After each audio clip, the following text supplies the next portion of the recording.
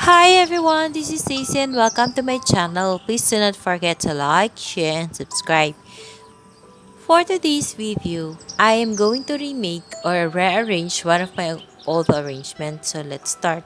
Ito yung part na aayusin natin. Ginawa ko tong arrangement na to na ang concept is under the sea. So kung nakikita nyo, may mga shells akong nilagay, may malaki, may maliit. And then, ang ganda ng prolifica dito. Ang ganda ng rosette niya, tapos stress in color din siya. May isang sedum adelphi na stress in color pero a little bit dehydrated, may haworthia, and syempre nandito yung cactus. May ornaments din ako na parang fossils in the tank at mermaid's tail. So, let's start fixing it. Ang una kong ginawa is kinat ko yung mahabang succulent and chinecheck ko kung pwede na nating hindi i-uproot yung mga succulent para less work for us to do. Sa nakita ko, parang medyo may ants dito sa may side ng mahabang succulent. So, I'll check the soil well kung pwede pa. And then, tatanggalan ko ng mga dried leaves sa ilalim yung prolifica kasi medyo madami. And then, suddenly, naisip ko, i-uproot ko na lang kasi parang gusto kong bawasan ng soil and palitan ng bagong soil yung top part ng pot. So, in-uproot ko na, pero yung isang side, kung nasan yung cactus at yung ibang prolifica and haworthia, kasi well-rooted na talaga sila, hindi ko na sila aalisin. So, yung other side lang, magbabawas ako ng lupa or soil mixture and then I will add a new one. Hindi naman ganun kadami yung ilalagay ko pero para na rin may bagong nutrients na makuha yung mga succulent na ilalagay natin.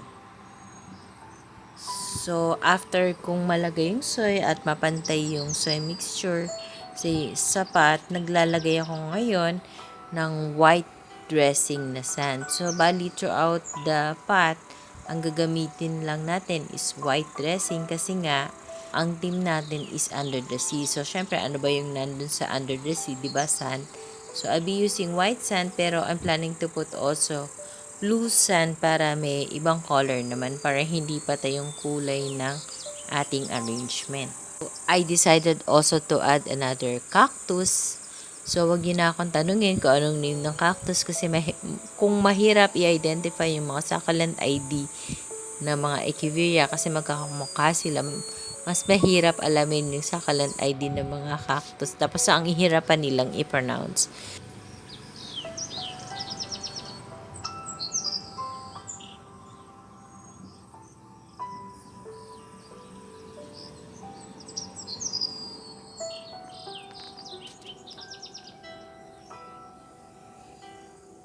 So, ayan, ibinalik ko din yung ornament na dating dark pink. Ngayon, light pink na lang. Almost white na siya. Kumupas na din siya sa sobrang tagal. Pero, pwede pa siyang gamitin. So, guys, wag natin itapon. And then, ibabalik ko din dito yung mermaid's tail.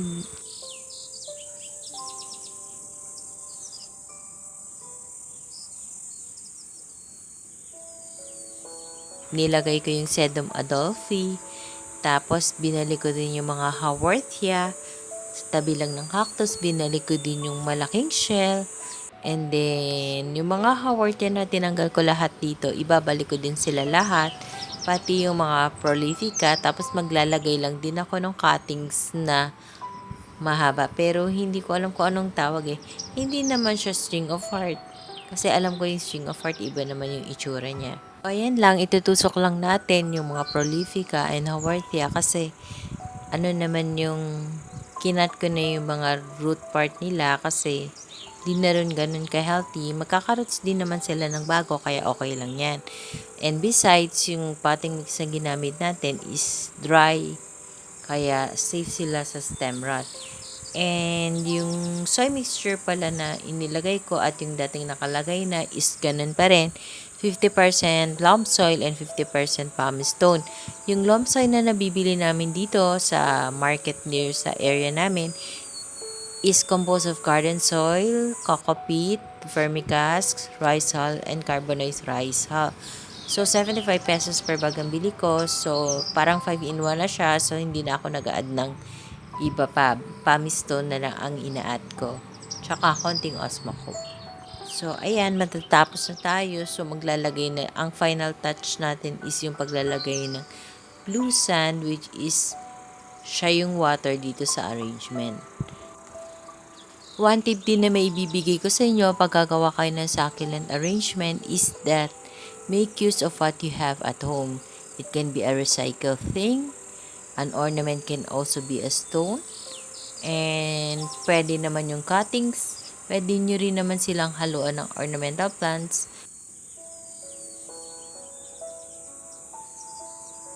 So we're finally done. Let's take a closer look with the arrangement that we have done. Enjoy watching!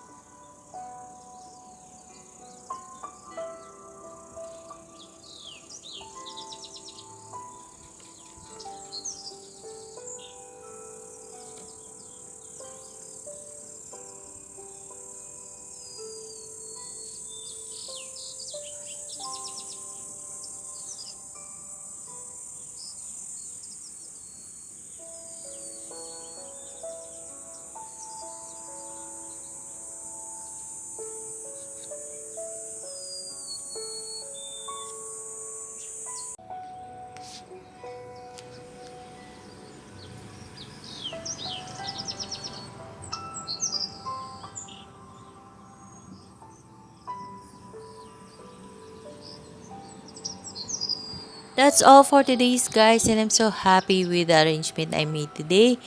It's an under the sea theme. So I hope you like it too guys. Thank you for watching. And please do not forget to subscribe and share my channel to your friends, family, and relatives. Bye for now. See you on my next video. God bless. Bye.